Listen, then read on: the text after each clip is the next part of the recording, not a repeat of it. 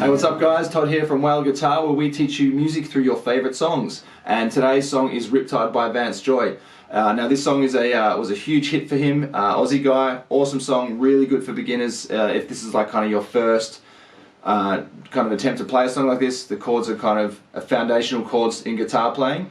And we're going to look at that soon. Please hit subscribe if you're new here, or if you've been here before. We'd love to hear from you. We've got new videos coming out every single week, so we're quite excited about that. Takeaways from today's lesson, and what you're going to learn is obviously the chords that are used and the strumming pattern that go along with that. We're going to touch on where they are, in what key the song is in, and what the scale tone harmony is, then what those chords are in relation to the key. So if you're a bit unaware of that kind of stuff, we go into that kind of stuff in a lot more depth in our 80-20 guitar course. We're going to zoom in right now. We're going to look at those 4 chords and the strumming pattern that goes with it. Okay, so here we go. You'll notice on the first fret I have a capo. Now I'll just quickly touch on that. So this is called a capo if you haven't seen it or familiar with it. So what it does is it's basically replacing the nut. So it's like the reason that people use it too is to generally to suit a vocal range. So with the capo on the first fret, I take everything up now. So an A minor, which is our first chord, is going to be played like this. All of these chords you can find in the resources tab on at whaleguitar.com. So that's A minor. That's the first chord we're looking at. So now, yeah, this is obviously fret 2, but we're going to consider this with the capo. We consider this fret 1, okay? And I'll talk about the capo a little bit more in a minute. So that's A minor. That's our first chord. Next chord is a G major.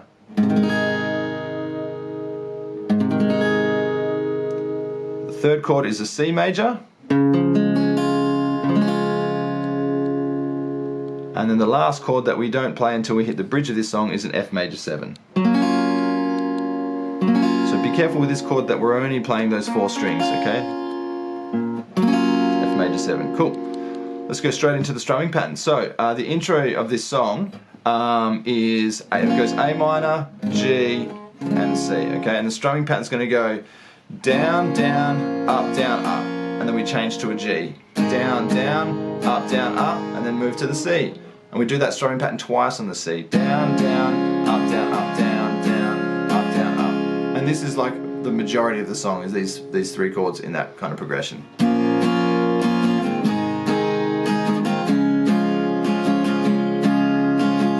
Okay, so really quickly, this song is in the key of C. Now the song starts on an A minor. Now an A minor is the 6th note of the key of the C major scale. So we have C, D, E, F, G, A.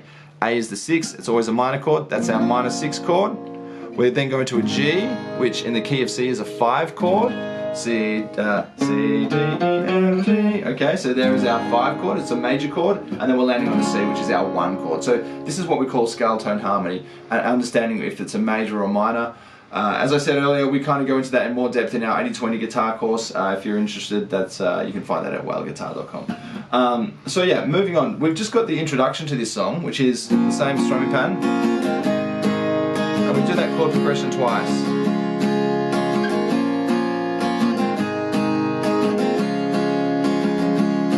And then that's the intro. Exactly the same thing for the verse. And we play that progression 4 times for the verse.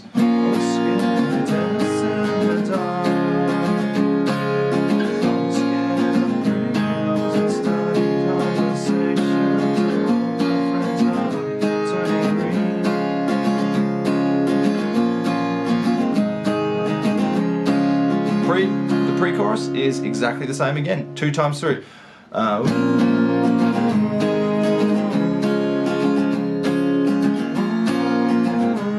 you bring out on the C.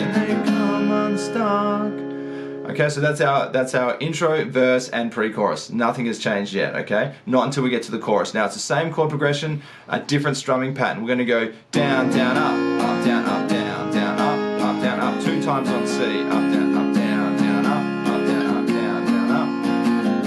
We'll do this 4 times, and that's your whole chorus.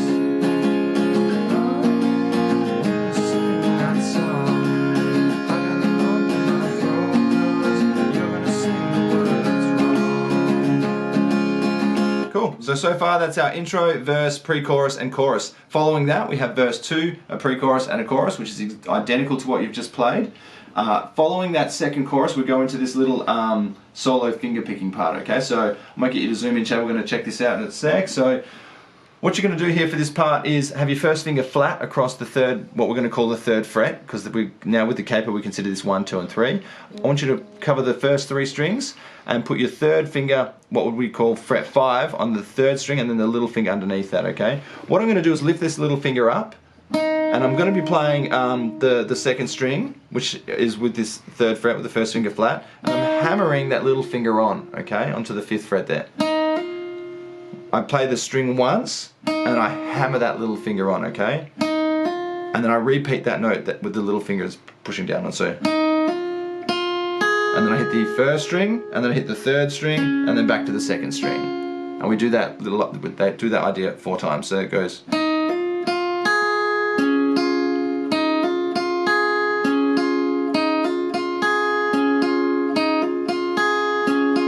Okay, so that would be probably about this quick.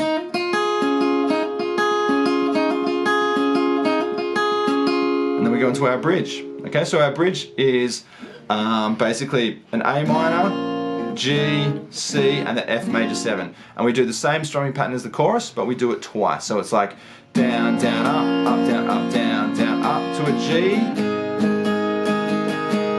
to a C, down, down, up, down, up, down, down, up to the F major 7.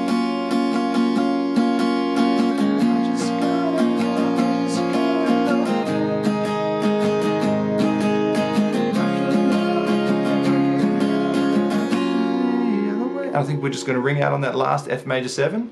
Following that, we go to a pre-chorus again, but this time after that bridge, it's just you're going to strum the chords down once only. So this is the pre-chorus.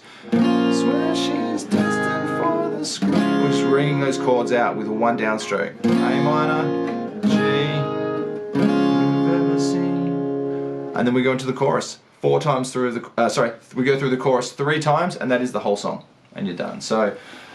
Yeah, look, just listen to the song, and just once you've learned these chords and you can just kind of strum through it, try and play along with that song. So obviously on the recording he's playing a ukulele. If you don't know what a ukulele is, it's a much smaller kind of guitar with only 4 strings. So yeah, obviously this lesson is how to play the song on guitar.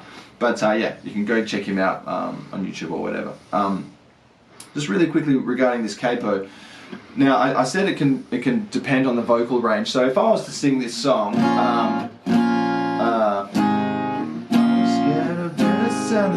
if I was to sing this up in his range, it'd be kind of, I was scared of Dennis and the dark. It's quite high for me to sing that at, so I wouldn't sing it that high. And if I sang it down the octave, like lower, it'd be, I was scared of Dennis and the dark. I could do that, but if I wanted to be somewhere in between that, this is what the capo is good for. So let's take it up 1 fret, and we take all those chords up with it. In the dark, I was scared of pretty girls and starting conversations. If I took it up even further, like in the dark, I was scared of pretty girls and starting conversations. Oh, my friends are. So what's happening there is the pitch is going up every time I move the capo up 1 fret.